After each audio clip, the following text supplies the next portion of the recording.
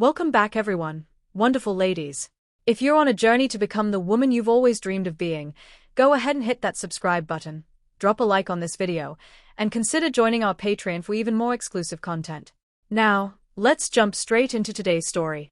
It was a quiet Saturday evening in early autumn, with the last traces of summer warmth still lingering in the air. A gentle breeze slipped through the windows of the old house, carrying the sweet fragrance of late-blooming honeysuckle. At the dining table, Fiona and Lizzle sat across from each other. A soft lamp threw their shadows across the wall behind them. The remnants of their meal remained: a half-empty bottle of red wine, a small plate scattered with bread crusts, and a few olives left in a dish. They had been chatting softly about all sorts of things and nothing in particular, the comfortable way long-term couples often do. Lizzle leaned forward, resting his elbows on the table, a slight smile on his lips. In his late 40s, he was approaching that milestone birthday that always feels significant. His face was kind, though a bit tired, with faint lines around his eyes from years of academic focus and steady living. His hair, once dark, now showed hints of silver. Broad-shouldered and of average height, he seemed equally at ease behind a desk or in front of a lecture hall. Under the warm glow of the dining room light, he appeared relaxed yet faintly uneasy. Fiona, close to his age, carried her years with quiet elegance. Her brown hair was styled in a simple cut that suited her face perfectly. Slim and composed, she had a spark of warm intelligence in her eyes. "I think my male menopause is starting, Fee," Lizzle said, his tone dry and humorous. "I'm having a midlife crisis." Fiona, who had been glancing at her tablet moments earlier, set it down. She looked up at him with an amused expression. "Oh no," she replied, "not the terrible midlife crisis. Let me guess, you're thinking of getting a Harley, or maybe taking up deep-sea fishing. Or perhaps buying a flashy red sports car to zoom around the countryside and reclaim your younger days." She grinned and took a sip of her remaining wine. The mood between them was light and playful, the kind of evening where everything felt easy. "How could you even suggest something so awful?" Lizzle responded, pretending to be offended. Fiona narrowed her eyes teasingly. "Well, there's also Abigail, your new research assistant. She's quite attractive, very intriguing, I'd say. Maybe your crisis involves an affair or a secret rendezvous. Are you sure that's not the direction it's heading?" Lizzle let out a dramatic sigh. "Abigail? She's a wonderful young woman, but almost half my age and definitely not interested in someone like me. Besides, you know I've never been the type to wonder. That's not who I am." Fiona reached across the table and gently touched his hand. "I do know that. I trust you completely." She paused, still keeping things playful. "Though you did hesitate for a moment when I brought it up, like you were actually considering it." "I was more shocked that you mentioned fishing," Lizzle said with a chuckle. "You know how I feel about using animals for entertainment. But honestly, there's something on my mind. It's not what you're imagining, Fiona." She gave him a curious glance. "Oh." Before he could continue, she stood up, moved around the table, and leaned down to kiss him. It effectively closed the conversation for the night. The teasing, the wine, and the shared laughter felt more meaningful right then. The deeper words could wait.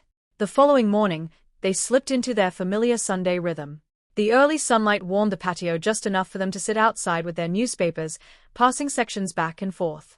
Fiona sipped her coffee, occasionally glancing up at the garden that their part-time helper maintained so beautifully. After nearly an hour, when things had grown quiet, Fiona folded her paper and spoke. "You never actually told me what shape this midlife crisis is taking," she said. Her voice was calm and inviting, as if giving him space to share what he'd been holding inside. Lizzle drew in a breath. He had gone over this moment in his head many times. "I want to try wearing women's clothes, Fee," he said, choosing each word carefully, like handling delicate objects. Fiona's eyebrows lifted, but she didn't seem startled. "Do you want a complete change of identity?" she asked gently. "What exactly are you thinking?" "No," he answered. "I'm not trying to become someone else. I just want to wear women's clothes sometimes, in private, if you're comfortable with it." Fiona studied him thoughtfully. "Women's clothing, you mean dresses, lingerie, everything?" "Yes," he confirmed. "Not constantly, just now and then. I came across a story online where the main character dressed in women's clothes, and it made me curious about how it would feel." Fiona took another sip of coffee, watching him over the edge of her cup. "I see." There was a lengthy pause. You're certain there's no health concern behind this? No hormone issues? I just want to be sure. He shook his head. Everything checked out fine at my last appointment. This is something different, a curiosity, a kind of pull. I'm not asking to dress up around other people. Just between you and me, here at home. Would you send me the link to that story? Fiona asked softly. I'd like to read it and get a better sense of what sparked this. Of course, Lizzle replied, clearly relieved to have shared it. He reached for her hand and gave it a gentle squeeze. I'll respect any boundaries you set. Thank you. Later that day, after spending some time reading online, Fiona approached him. I've gone through some stories and done a little research, she said. I get the idea, but I have to admit some of what I found didn't sit well with me. There were certain connections that left me uncomfortable. Lizzle nodded understandingly. I only want the clothing, Fee. None of those extreme situations, nothing involving other people. Just something private between the two of us. If you don't like it, we can stop anytime. Fiona considered it for a moment. How about we each make a list, she suggested. You write what you'd like from this, and I'll note what I'd prefer to avoid. Then we can compare and meet in the middle. That's a wonderful idea, Lizzle said, a wave of relief washing over him. We can go over them next Sunday, as usual, with coffee and the papers. When the next Sunday morning came, they followed through. With their coffee and newspapers set aside for now, they exchanged the lists. Fiona reviewed Lizzle's straightforward points. Keep it private, decide together on timing and location, select clothes as a team, and allow either one to end it at any point. Her own list was more detailed. No involvement of others, only at home, no fetish elements, no uniforms, no bedroom roleplay, along with a few additional guidelines. It looks like we're mostly aligned, Fiona said, laying the lists next to each other on the table. Your rules are pretty straightforward. I was concerned you might be imagining something more dramatic or theatrical. I really don't, he assured her. I just feel drawn to the clothes themselves. Trying them on might be enough on its own. Fiona tilted her head slightly. Any particular style in mind? Something similar to what I wear, or different? I'm not entirely sure, he admitted. Maybe something suitable for my age, not turning this into a joke or costume. Good, Fiona said with a nod. I don't want to see you in anything over the top either. Let's start simple, a nice summer dress and some basic pieces like underwear and a bra. They smiled at each other, a silent understanding passing between them. That week, Fiona ordered a dress for him online. She measured him with practical efficiency, no fuss about it. He stood with his arms raised while she took notes and entered details on her phone. M&S has some nice, straightforward dresses, she mentioned. I've added 4 to the basket. Choose your favorite, and we'll get just that one along with some simple underwear. Since this is an experiment, no need to go overboard. Just one dress, he teased, though his heart raced at the reality of it all. Let's not rush things, Fiona said, resting a gentle hand on his arm. We'll try this one item first and see how it feels. A few days later, a green package arrived, filled with both anticipation and nerves. It was Saturday morning.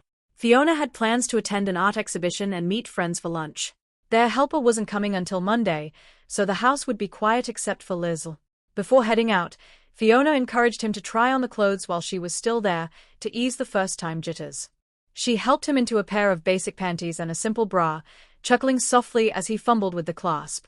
Turn it around, hook it in front, then spin it around. That's how everyone learns, she said, guiding him patiently. There was some tension, but it wasn't uncomfortable. He felt a mix of awkwardness and excitement, unsure how to stand or where to direct his gaze. Then he stepped into the dress. Fiona zipped it up and fastened the small clasp at the top. He looked in the mirror and saw a version of himself he'd never encountered before. Shy and uncertain, he asked, "How does it look?" "It looks like you're wearing a dress for the first time," Fiona said kindly. "Not silly or anything, just different. Are you okay with it?" He nodded quietly. Fiona smiled. "Yes, I am. Now I really must go or I'll be late. Keep it on as long as you like. If you want to change after I leave, that's perfectly fine too." She gave him a soft kiss on the cheek.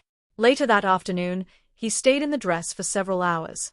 He wandered through the house, read a bit, and adjusted to the sensation of the fabric moving around his legs.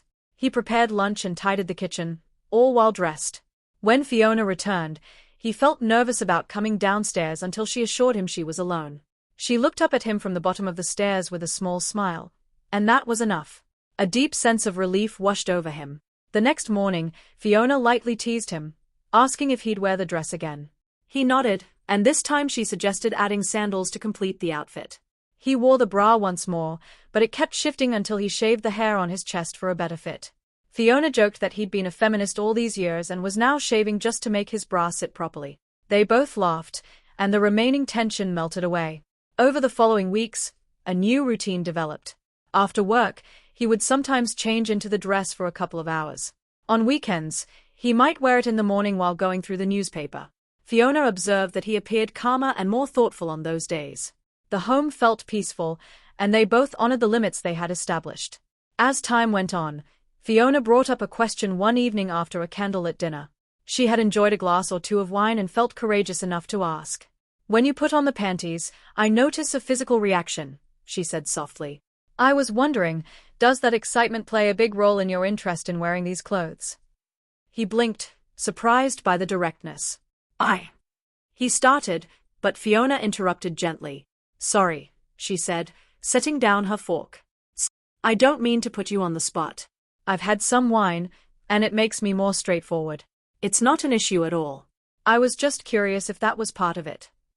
"It's not the main reason," he replied honestly, "but I won't pretend it doesn't feel nice. Still, if that bothers you, I can handle it differently." Fiona shook her head. "No, I just wanted to understand." "It's fine."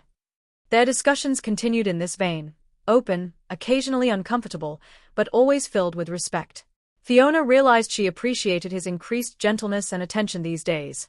Perhaps this new interest made him more introspective and patient, she thought. It was a quiet change that others picked up on too. Their friend Angela mentioned how serene Lizzle seemed lately. Fiona simply smiled and shifted the topic. A month into this arrangement, Fiona asked him why he hadn't bought more clothes. Autumn was approaching, and he still only had the one dress. He admitted he'd been waiting for her approval. Approval not wanting to push boundaries, she chuckled, "We're way beyond that now, why not pick up something else, perhaps a cozy cardigan or another item better suited for the season?" He nodded, thankful, and they placed a fresh order online, selecting a navy blue dress along with a simple corset to gently refine his silhouette. He didn't aim to conceal his form completely, just add a touch more Polish. Fiona lightly teased him about the choice. One Friday, Ladislaw arrived home earlier than usual, carrying groceries, and declared he desired a peaceful weekend at home with just the two of them. Fiona felt a hint of suspicion. At first he appeared thrilled. "No cross-dressing this weekend," she remarked, watching his expression shift. "Unless you decide to stay in those clothes for the entire weekend. No switching back and forth." Her voice carried a playful yet resolute tone. She was gauging his reaction. He gazed at her with joy, and soon after he was on his phone cancelling Saturday's golf outing. Fiona smiled, knowing he would go for the dress. Sure enough, by that evening he was wearing it, and they decided he would keep it on until Monday. Monday morning they prepared meals together, enjoyed classic films, and sipped red wine while autumn rain gently pattered against the windows. As winter drew closer, Fiona planned something memorable for his approaching 50th birthday. She opted for a surprise getaway. When she instructed him to request a week off from work, he attempted to guess the location, but she withheld the details, promising to handle the packing for them both. On the departure day, she disclosed they were traveling to a holiday camp near Blackpool, a traditional spot, Fiona said with a mysterious smile as the car traveled along peaceful roads. Wearing a corset beneath his everyday attire, her early birthday gift left Lizzle feeling unexpectedly bold. He joked about potential mishaps in hospitals, but Fiona assured him nothing of the sort would happen. They shared plenty of laughter during the drive, any remaining unease dissolving in the light-hearted absurdity of it all. Upon reaching the holiday camp, Fiona revealed it was adults-only week and moreover a special cross-dressing themed event. He was taken aback. Had she mentioned it earlier, he might have declined, but now they were present amid a welcoming vibe with other couples and guests who appeared entirely at ease in their chosen attire. The first time he spotted a couple of cross-dressers walking arm in arm, he grinned. Fiona saw this, took his hand, and softly said, "Just relax, no one minds here." They dedicated the week to discovering the camp's facilities. There were 2 clubhouses featuring music and dancing each night, a swimming pool, a mini-golf area, a small store, and a shuttle to the seaside. They seldom ventured outside, finding ample enjoyment within the grounds. Fiona encouraged him to try small-style experiments like a wig, more elegant shoes, or a delicate scarf. They purchased several new pieces from the camp's boutique. In the evenings they attended shows and participated in sing-alongs. Sometimes he wore a dress to dinner. No one gazed with disapproval. If anything, folks offered warm smiles and nods as if welcoming them among friends. By the week's end, Ladislaw felt freer and more content. On their final morning while packing to depart, he sighed, "I'm a little sad to leave, Fee." He told her, "I really enjoyed it here." Fiona embraced him. "I know," she answered. "I was concerned you might dislike the idea, but I'm so glad you had a good time. Now we return to our everyday routines, but perhaps carrying a bit more confidence about this side of things if anyone notices something different about us." So what he replied, "The world didn't collapse just because I wore a dress in public. Back home things settled into their familiar patterns. Ma came to clean on Mondays and Thursdays. One day Fiona observed Ma seeming puzzled. Later she told Ladislaw that Ma suspected another person had handled some vacuuming and tidying tasks that were normally hers. Lizzle admitted sheepishly that he had done a little housework one afternoon while dressed. Fiona laughed. "If you enjoy doing chores, that's wonderful, but let's not puzzle Ma. Perhaps prepare meals for me on those days instead," she added with a wink. As the weeks passed, gossip among their social circle had already shifted away from the scandals that once dominated conversations. Angela and Penny, Gerald and his secretary, those tales had flared up intensely and faded fast. Fiona reminded Lizzle of this whenever he fretted over others' judgments. He was nearing 50 and she hoped his birthday celebration would stand out on the day. Fiona had organized a big gathering at their house. Longtime friends, neighbors and university colleagues all attended.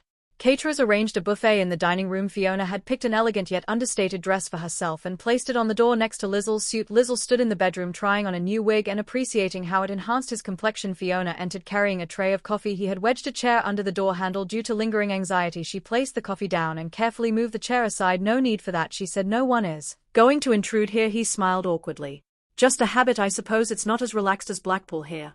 Fiona took a sip of coffee and smoothed a crease in her skirt. "Listen, everyone will gather downstairs shortly. You can put on your suit and tie, or you could choose the dress and descend the stairs to welcome our guests. It's your birthday. The decision is yours." Lizzle glanced at the dress Fiona had selected for herself. It had a lovely stylish design that would flatter her shape. Beside it hung his neatly tailored suit, so standard, so predictable. He bit his lip, reflecting on Fiona's earlier words about how gossip fades quickly and what truly counts is his own feelings. The guests had known him for years as a reliable, caring man. Would it really alter anything if he appeared in a dress tonight? Maybe a few weeks of whispers, but then, as Fiona noted, it would pass. Remember Gerald's affair with his secretary? Fiona said that once sparked endless talk. Now it's old news. Life continues. He nodded. "You're right, and if I step out there in a dress, some may be surprised, some might chuckle, but I have you with me. That's all I need." "Right, more than enough," Fiona replied, grasping his hand. "I'll support you no matter what. Let them talk if they want. This is your night."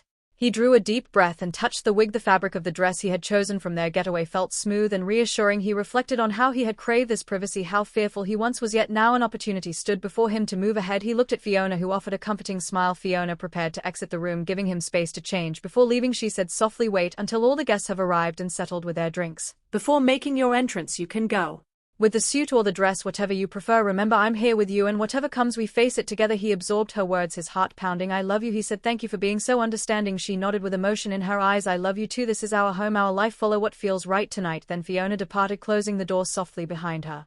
Downstairs he could hear the growing chatter, laughter and clinking glasses. The birthday party was underway. Soon it would be time for him to appear, greet everyone and embrace this new chapter openly, or stay as he had always been perceived. The choice belonged to him, and he knew Fiona would back it. He approached the mirror, studied the suit, then the dress. He ran his hand over the soft material, remembering the carefree atmosphere of that Blackpool holiday camp where no one judged. And he and Fiona had danced and laughed without worry. He recalled Fiona's gentle kindness and how she never pressured him beyond his comfort. The sounds from downstairs intensified with a few cheerful greetings. More arrivals. No doubt time was slipping by. He reached for the zipper of the dress neatly stored in the drawer and lifted it out with care. He wouldn't alter his core self. He would simply reveal a hidden part that had remained private until now.